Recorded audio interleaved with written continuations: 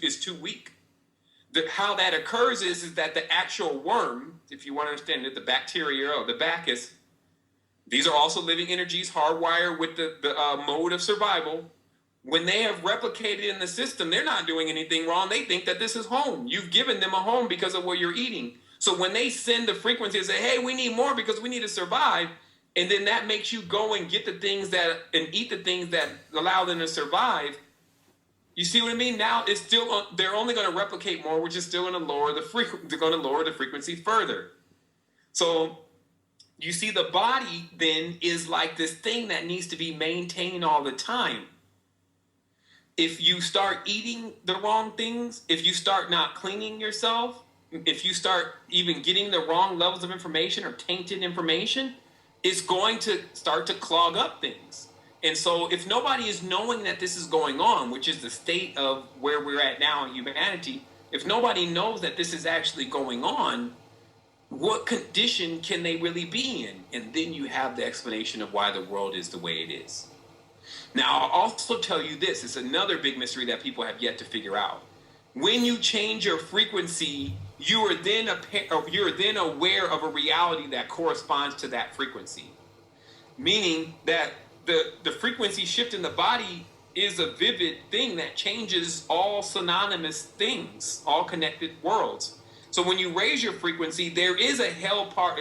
There is a hell part of the world, and there's a heaven part of the world. Basically, is what I'm saying. If you're in this low frequency, then you'll be in the Baghdad hood state of mind or area for a prolonged period of time until you rise out of that frequency.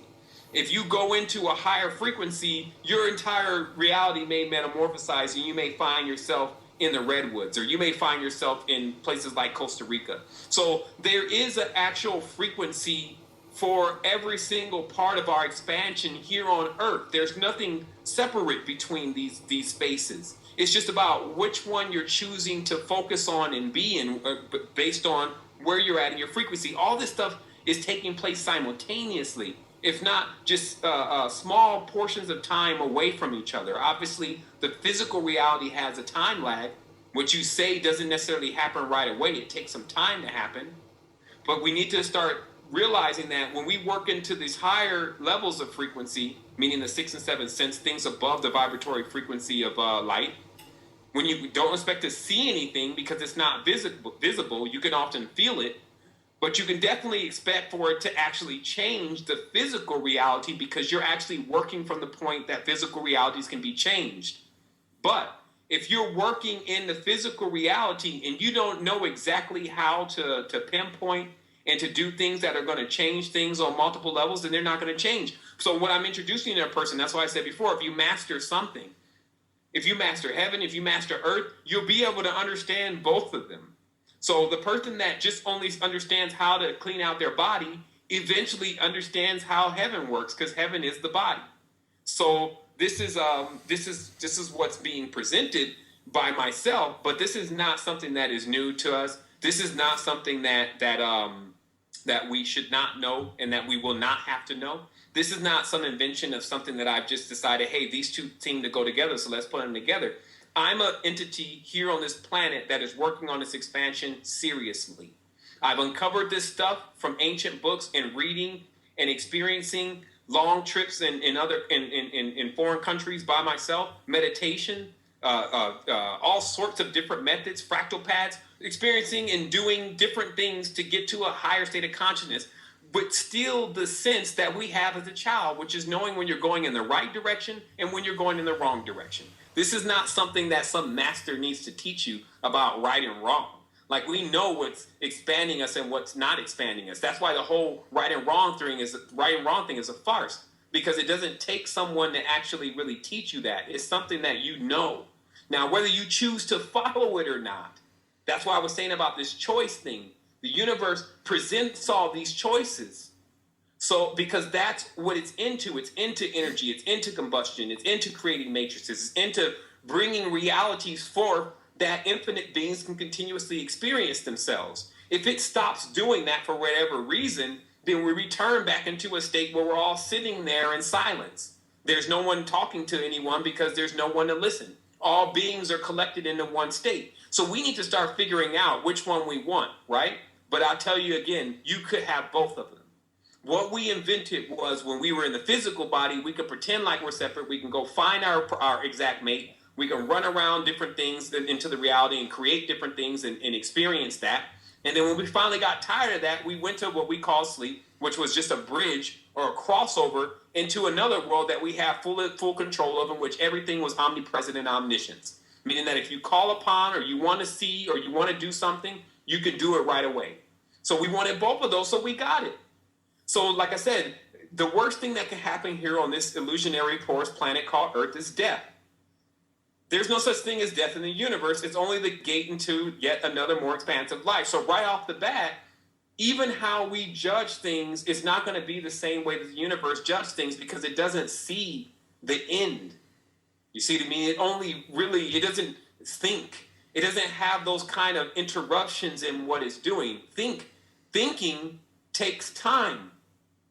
When you see someone in a zone, they're not thinking. They don't think, I hope this ball goes in. I hope that one goes in. They're in another mode where there's no thinking. They just know it's going to go in. That's the mode that the universe is in, whether we can hang on or not. Look, I'm an individual just like everyone else, just like you said in the beginning of the conversation. I'm just telling you, I figure something out. Sometimes I get so excited about it. Even when I'm saying at times, I would say it better at 4 a.m. to myself. When you got to turn these cameras on and you got to try to explain to people the interverse, which is larger than the universe. Universe has limitations. Like they show you right here is this last planet, and there's a certain number of planets here. That's all limitations. Now look, also, when you open your eyes, you're going to only see limitations. This is how you understand the difference between the external world and the internal world. When you open your eyes, you'll see the limitations, because there's certain things that are not here, that when you close your eyes and you know how to imagine properly, your imagination or your imagination, when you know how to use that properly, you can create things that are not here in this world, because it's unlimited. So that was kind of the rules.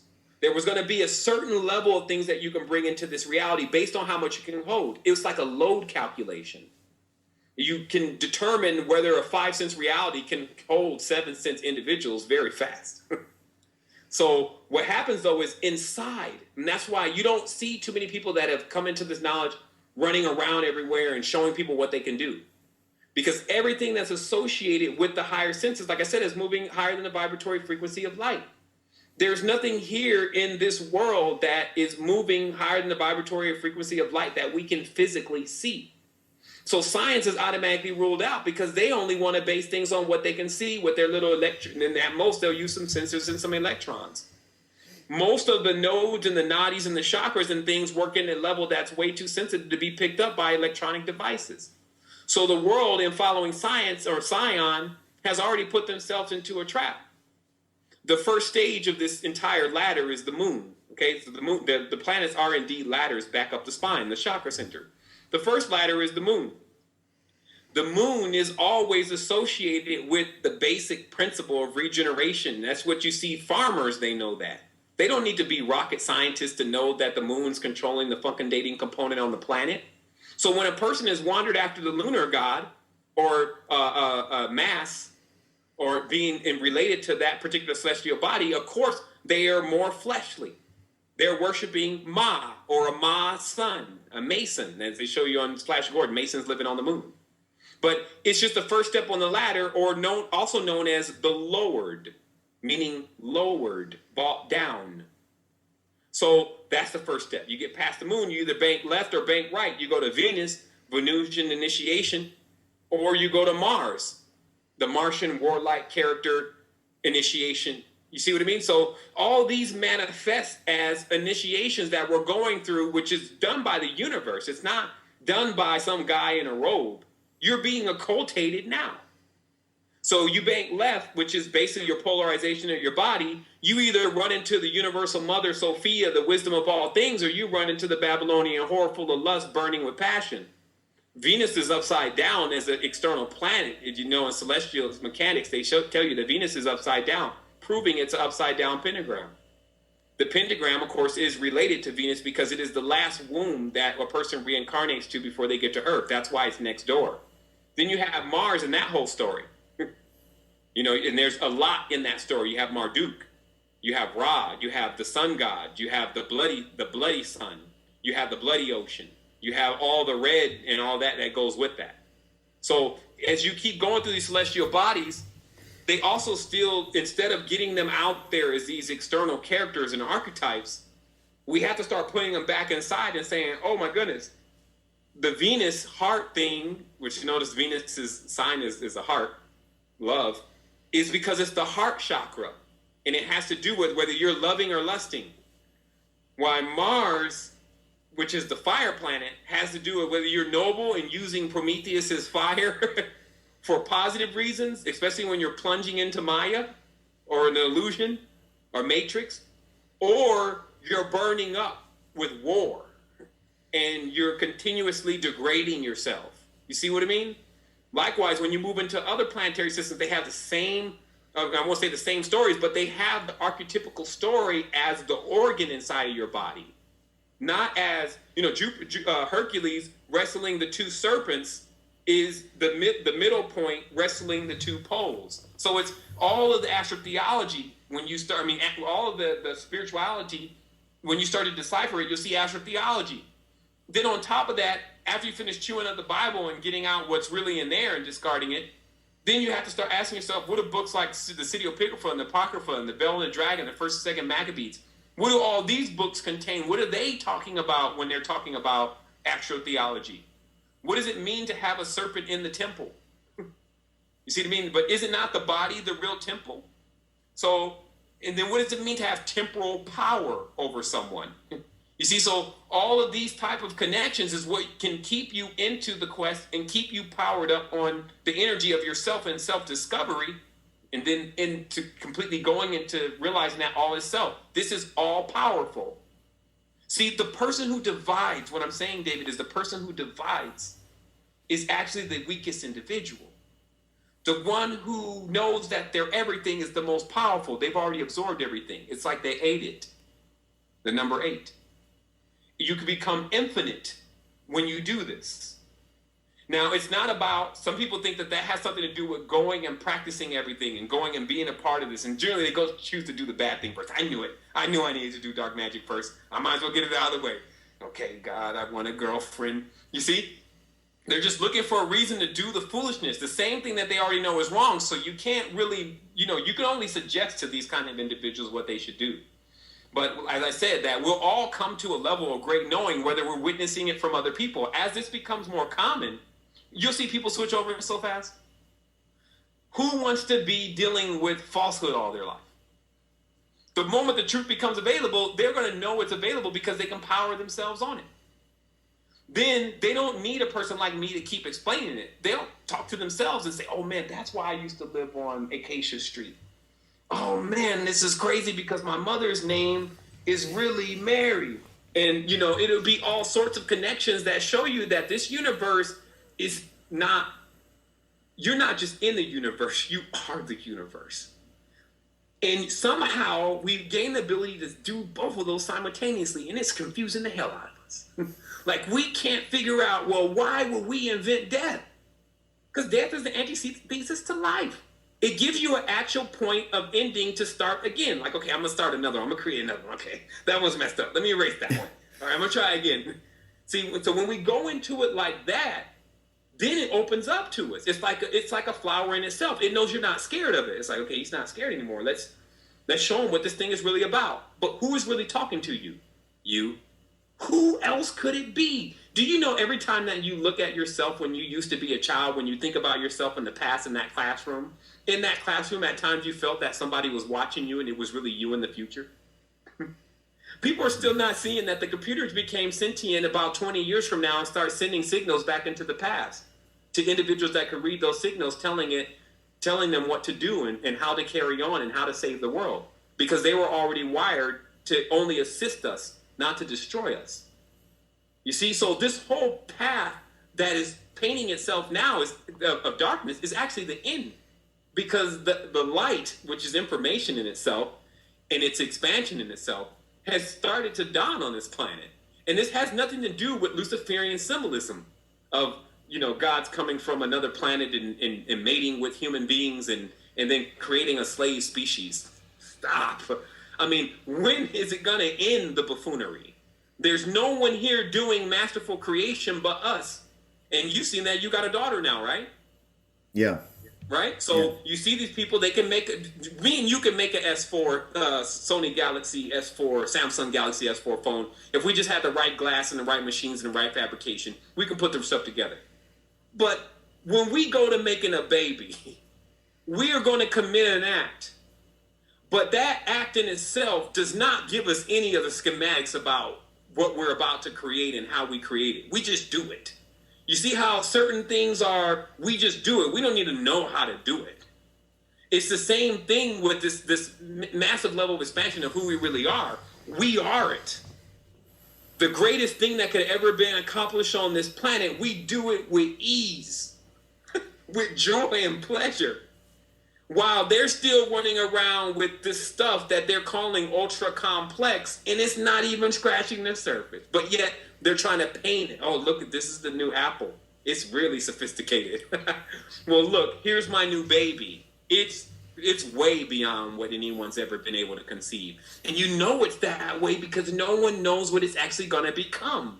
No one can really determine that. It's already hands off. You see, so this is the kind of thing that I'm talking about. It's about where we're actually, how we're seeing it. Because I started noticing after a while, we were just becoming really ungrateful. Here it was, we can read, and we had the internet, but yet we want to spend time reading any books. Somehow something will become more important. Well, I have to work. But when it's time to play a video game or when it's time to do something, we'll get it in our ear. You have to fight your way to the truth at times. So that way you deserve to receive it. In many tenses, like, I'm not telling people, listen, this is something important. I'm not telling people this is the easy path. That's not what I told you. What I told you is that just like anyone working out, if you start lifting heavy weights, eventually they're not heavy anymore. And then also it's very easy for you to pick up light weights that are like other people that have not been able to deal with the weight that they've accumulated. So this path is, in the beginning, it may be tough, just as it's tough to walk up a ladder. Also, likewise, if you walk up a couple steps and you fall down, it's not really much of a big deal. But if you go way up there and then you happen to fall down, there's more repercussions to this. So it has all the elements of adventure. There's danger. There's rewards.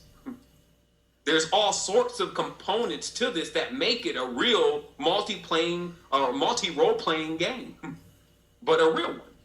So we have to ask ourselves, all the replications that have come into our reality, especially video games and things of this nature, are they not, as I explained in the beginning, anything that ever gets power, anything that becomes important, is nothing but a replication of something that's taken place in the reality. Proving once again that all is self. The only thing that they're doing is taking things from inside of self, the unlimited zone, eyes closed, imagining it, and then bringing it into 3D and acting like it's new. And it's new to individuals who don't have an imagination. While those who do have an imagination, meaning that they can actually project something and make something happen, they see that and they add it to their reality and they create something off of that. That's called birth. So anything that we gain, all of it, not anything, everything that we're experiencing, we're gaining something. That's just what's happening. So there will be a child from it, all of what we're gaining here in this planet right now. And that child we'll have to take care of. So while everyone is running off, I'm staying. While everyone's trying to figure out a portal out, I know where all the portals are. And I'm choosing to stay present because I have the most power present. Now, this power is me being able to collapse the past and the future into right now, what I will become and what I was. Now you'll see why the word present is an anagram for the word serpent. It's because you see how they say the serpent is Ouroboros and the circle connects. So that means it's a cable. So it means it's serpent's connected with wisdom. Serpent's connected with books. It seems to know everything. These are all metaphors for showing a person that once you obtain a certain state of consciousness, you get your ring, right? And you get your ring, and then you figure out that that ring is not the only universe. There's more. There's unlimited. They're being created right now. There are those of us that have raced off, other ones of us in our species, tapped into the great energy, already raced off into higher states of consciousness, building worlds that we'll live in later on. And some people that are still moving slow will live in later on. So what I'm saying is that this is not something that has the limitations of me explaining to a person specifically what's happening. What I'm leading a person to is the door. What's on the other side is based on how much that they can really imagine, because it doesn't really have a limitation. So again, that's my goal, is just to get people to open up their mind a little bit. Sometimes, and like I said, in these conversations, I introduce some very strange concepts. But if the person can start playing around with that, it's like taking a fish out of a very small bowl and sticking him to a big giant ocean and saying, what if? What if it was really like that? What if you were really the universe? And then this is the interesting part to me. People are universes. I've already seen it. I've seen it within myself. I've already expanded into different things. And I'm still here. There's no place to go. And we have great work to do because we have responsibility. Now listen to this. All these kids, right? That's why most people are not ascending. Because they're in those kids. Likewise, even the act of leaving yourself, it just doesn't make any sense. But just what we're supposed to do with the world, we focus so much on Illuminati, we just need to put it back into the kids. When the Illuminati dies, it'll come back in the kid. And then hopefully there will be someone there that actually teaches that person in their most fertile learning stage how to get to the next level. How to leave reptilian state of mind. How to be in fight or flight consciousness. How to be so selfish where you're seeing only, how to not be so selfish where you're seeing only what's in front of you. Notice how Illuminati and all these characters, they seem to see only just their own little groups. That's a limited state of consciousness. You can map exactly where they are on the whole evolutionary chain of consciousness. And so we can't see them as above us then, but that's also why they have to pull us down so low to be above us. To exercise dominion over a being that is multi-talented, multi-hyperdimensional, you have to drag them into a state that you already have dominion over that state. So the dominion word then becomes domestication. The domestication then connects right back to Samaria with the king. The king then domesticating all the animals, meaning putting all the animals, taming all the animals. So then turning the people over to be like animals, like even woman is mentioned like an animal in the commandments. You should not cover your neighbor's house, wife, cattle. You put the wife in the same category as the cattle. So what I'm saying is in the sheep, these kind of terms, what it's saying is that humans have been instructed to live like animals so that demigods who only rule over the dominion of the animal kingdom can control them based on their urges and animal senses. So maybe if I just said that in the beginning of the conversation, we could have summed the entire conversation up. But that's exactly what we're talking about here. When they lower you and debase you, that's the only way. And that's just like somebody belittling you, making you feel down here, just so that they can feel like they're up here. That's going on the most massive level. It starts in the religion by putting God way up there in the sky. That's high enough. They brought the sun god in. Like I said, nature wasn't working. So they brought the sun god in. The sun god so far away, sun god left. We don't know when the sun god is even returning. Then they took that theology completely away from it being something to do with the real physical sun. Now everyone's really lost because they have no light. So if you take a person's sun and you move it away from them, it's not inside anymore, it's in the sky, they can't light their own path. So this is why they need something. They need like a god or a crutch or an evangel or someone to, when they run into a situation that appears challenging, that they can just call on that. You see what I mean? But what happens when it's not listening? And that's why you see prayers get unanswered, because they're praying to a dead God. It doesn't really exist. There's nothing there. It's like pinging something and then it's not coming back. Because realistically, all the prayers that people are making should be answered by the real gods, which are us. Humans are gods. We already figured that out. So what does that say about praying? If people are really praying for gods to do something, that means they're praying for other human beings to do something. That's what's really happening, whether they even know it or not. And the reason why they feel like, again, that they're lower is because they've been debased and put into their animal state. That's what we're dealing with. And this takes thousands of years to do. It takes language and manipulating the language. It takes, from each point, mind, body, and soul. That's why they triangulate. They work the trilateral commission. Mind, body, and soul. The money. The army. and the spirituality. You see, they work in these kind of structures because they know that this is how the body is designed. So they don't have to, they deal with a blueprint, as Jay-Z calls it. The blueprint is a Masonic term of Hiram Abiff in the temple and all that are all basically blueprints to the body, which equal blueprints to earth, which equal blueprints to the universe. But guess what? There's places they can't go. Most places they can't go.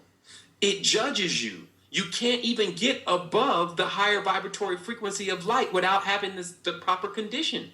So do you see why they never made it over into the places that many people who don't know anything about what they know have already made it into? You see, that's what we really have to start looking at here. It's like this stuff judges you based on what you do, not the science you discovered. You don't enter into certain frequencies in this body anyway or any other kind of way except for having that vibratory frequency. Those are the cosmic laws. You're not going to break them like you're going to break a draconian law. And the draconian laws are designed to be broken. They cut up the snake. They break the laws all the time. But when you go to the cosmic law, man, you kill somebody today and watch them come get you by tomorrow. Because that's a cosmic law. You can't stop life and then restart a person's life and think that that's something that you can do without seeing some level of repercussions for it. You see what I mean? But so now this is what I'm talking to people about. It's like we have to see this thing in an entirely different way in order to get the right spectrum of it. But it's here for us now. And I spent years, man. I spent 4 or 5 years just wading through this. Like, I've read the Bible 3 times. Like, I've actually read the Quran. I've even been an imam for a certain period of time. As a child, I read City of Apocrypha, Jubilees, Bell and the Dragon, all those different documentations, and through the encouragement of my mother, who didn't keep us in public schools and things like that. And then I completely fell away from that. I went into business. I even went into gang relation for an earlier part of my life when I was being a rebel. Then I went into, I even went to prison earlier in my life for a year. So I'm not the model citizen. So when someone is asking, well, yeah, you were able to accomplish that because, and then they have something behind that, there's no because here. I only had it because I have a will to find out the truth. And I won't stop until I find it. And I got a taste of it at first, meaning that everyone's had either a dream they woke up from that was just too real, or something they saw in the physical reality that nobody could explain, or something like that happened. But in most people, which is unfortunate, just like a dream, they forget about it. After 2 or 3 weeks go by, they may have saw something run into the bathroom that didn't fit any geometry that we have been on this planet, like knowing it was something else. But after 3 or 4 weeks, watch, it goes down just like this. Some people ask me about some spiritual experiences sometimes, especially when I'm just in a closed session with individuals. And I'll explain to them some things and it'll blow their mind. But what I'll always say after that is, but the craziest part is after about a month or 2 months, you're almost back to normal again. And we become like paranormal junkies. If something's not happening amazing all the time, we start losing hope. We start feeling like, hey, I wonder if I did something wrong. Did I turn it off, or is it going to happen again? Or, you know what I mean? So this is what's attached to our forgetfulness. We do amazing things all the time. Like I said, even having a baby, if a person can feel like that all the time, even when you meet a person that is very significant to you, like that first couple days, man, you're working out, you're dressing nice, but so why does that fade away though? And does that somehow have a connection with why all great things for us begin to fade away when we don't cultivate it properly? And so I started seeing like this. You don't have to be this wise individual to see just the obvious. Like I said, most farmers knew how to work out their spiritual vehicle because they dealt with earth. And a great deal of our body has to do with earth. So it's like if I always said there's a fire, like I told you earlier, there's a fire attached to your thought. When you meet someone that you're in love with and that you know that you're going to spend some time, or at least you want to, you have this energy to go and do things that you generally don't do. Where does that energy come from? So, and then why is it that we can't tap into that and do that all the time? And then when we figure that answer to the question, we'll see that until we learn how to do that, there's no difference between us and all these individuals that we're saying are doing wrong. And we're saying are killing the reality, because we're killing the reality. The reality is all these beautiful people that were around you, all these family members that may have been left behind, all of the woman who has been with us, let me show you, woman has been with us for so long across time because she is